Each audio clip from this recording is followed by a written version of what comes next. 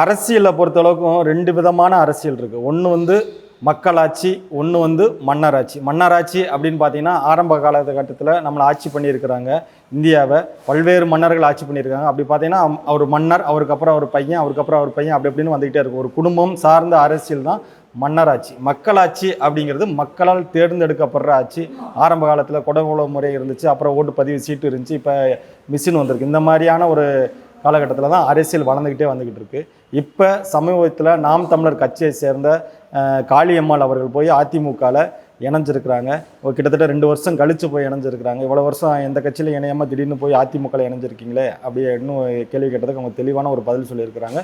எளியோருக்கான ஆட்சி, சாமானியனுக்கான ஆட்சி அதிமுக ஆட்சி அப்படின்னு சொல்லியிருக்காங்க. அது உண்மைதான். ஏன்னா இப்போ நம்ம தமிழ்நாட்டை பொறுத்தளவுக்கு திமுக அதிமுக 2 தான் பெரிய கட்சியாக இருக்குது. திமுக வந்து மன்னர் கட்சி நமக்கே தெரியும். ஏன்னா பரம்பரை அவங்க பரம்பரை தான் வந்துக்கிட்டு இருக்கு. ஐயா கருணாநிதி இருந்தார், இப்போ ஸ்டாலின் இருக்கார், அதுக்கப்புறம் உதயநிதி ரெடி ஆகிட்டார், அதுக்கப்புறம் இன்பநிதி ரெடி ஆயிடுவார், அதுக்கப்புறம் இன்னொரு நிதி ரெடி ஆயிடுவார். இப்படியே வரிசையாக அவங்க குடும்பம் போய்கிட்டே இருக்கும்.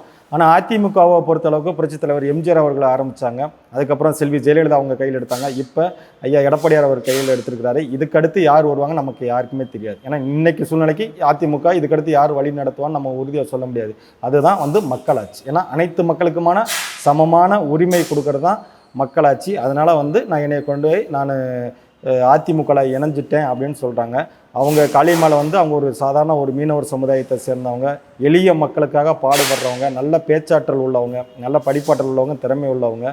உண்மையிலே அவங்க அதிமுகவை தேர்ந்தெடுத்தது நல்ல சிறப்பான கட்சி தான் தேர்ந்தெடுத்துருக்குறாங்க. எப்படியும் அவருக்கு ஒரு சட்டமன்ற தொகுதி கொடுப்பாங்க, கண்டிப்பான முறையில் அங்கே ஜெயிப்பாங்க. இப்போ தான் வந்து களத்தில் திமுகவுக்கு இணையாக அதிமுக வேலை பார்க்குற மாதிரி தெரியுது. சிறப்பான ஒரு முன்னெடுப்பு எடுத்திருக்கிறாங்க.